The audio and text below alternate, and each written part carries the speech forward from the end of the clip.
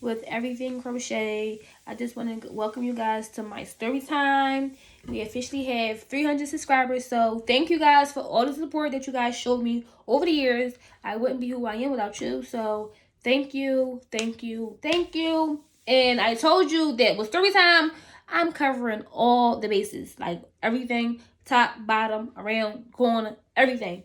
Covering it. I'm covering it. So I thought it's best to start with me and my story.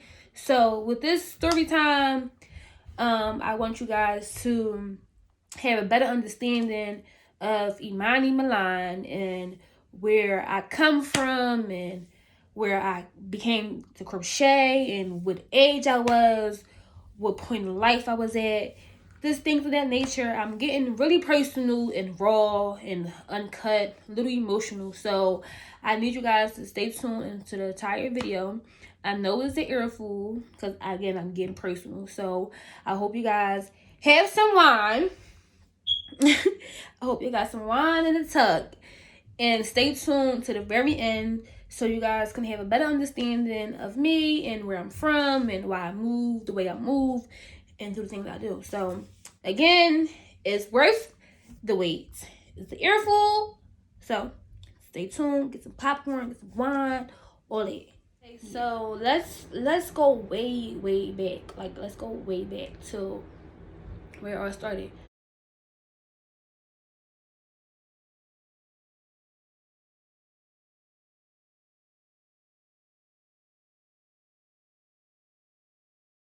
So, some of you guys, I'm from Philadelphia, Pennsylvania, north to be exact. And I know you guys know of Philadelphia from music and Meek Mill and Milano, all that good stuff. But Philadelphia is not as pretty.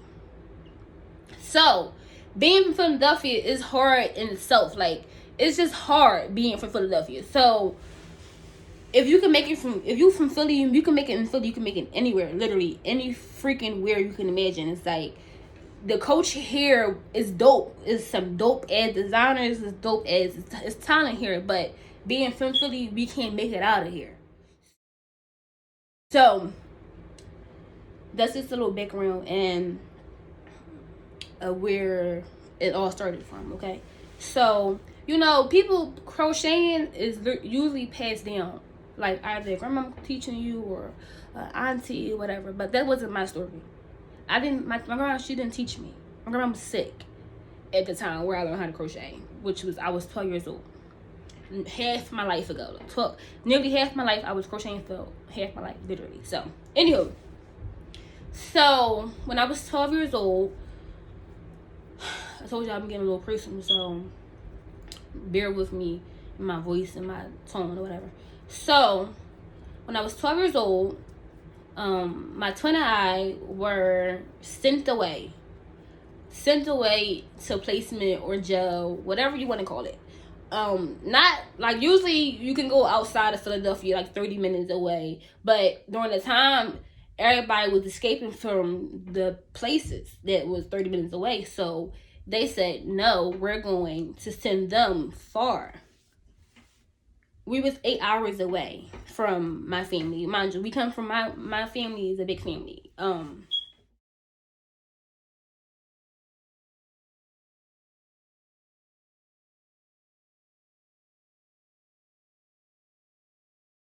My mom has 10 kids.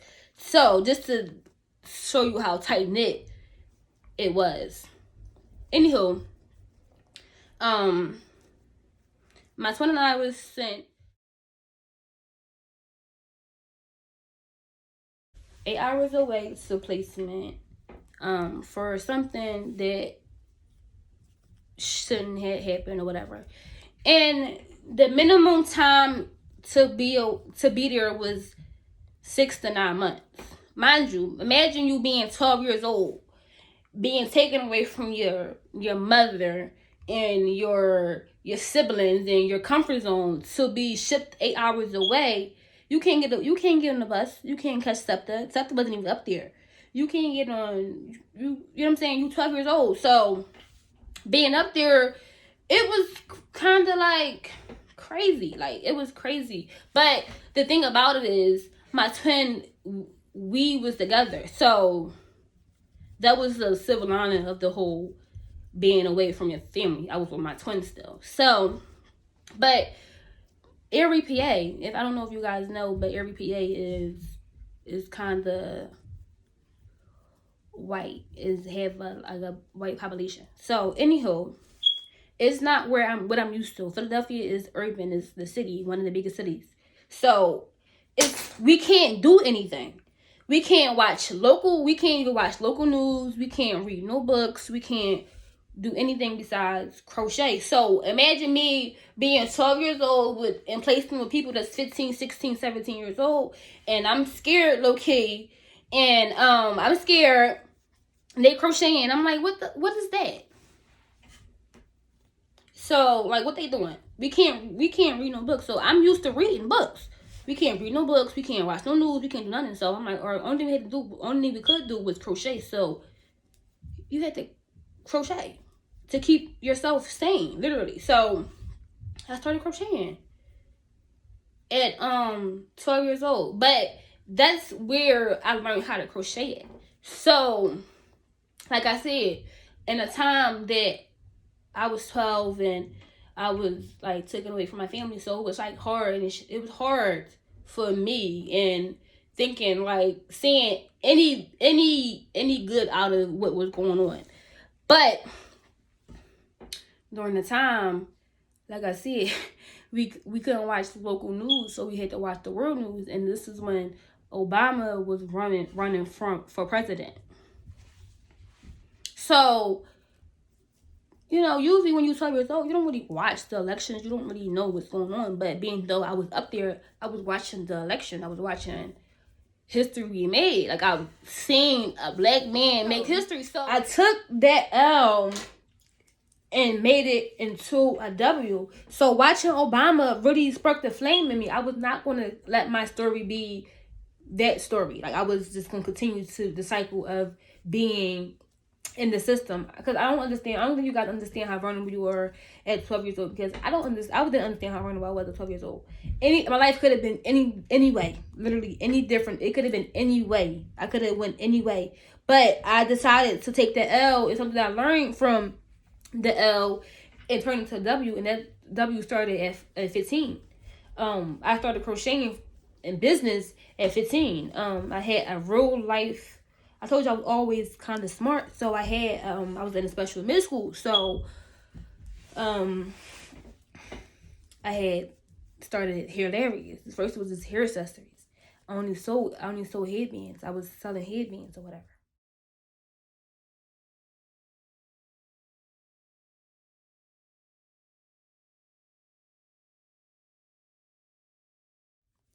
And it was $5. So the first day I had like an order. Then the next day was like 6 orders. Once I seen that it was climbing, I'm like, let me see what I can really do. Like, once I seen like people really was buying it, I'm like, let me see what I can really do.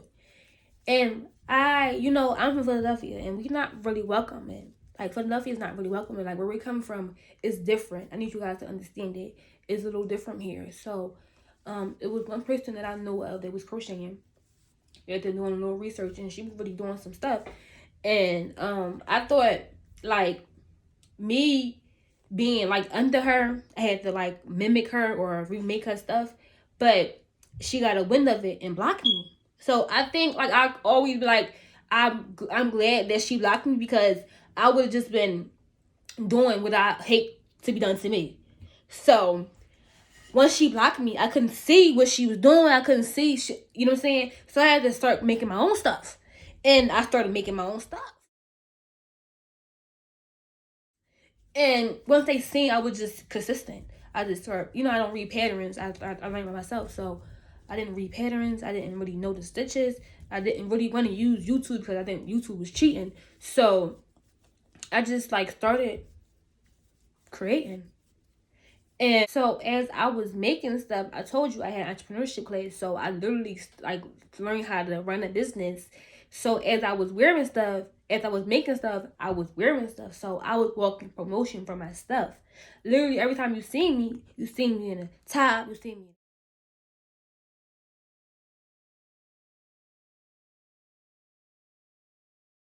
headbands, you see me in leg warmers, you see me in sweaters, you see me in anything you can imagine. It was me that I was wearing.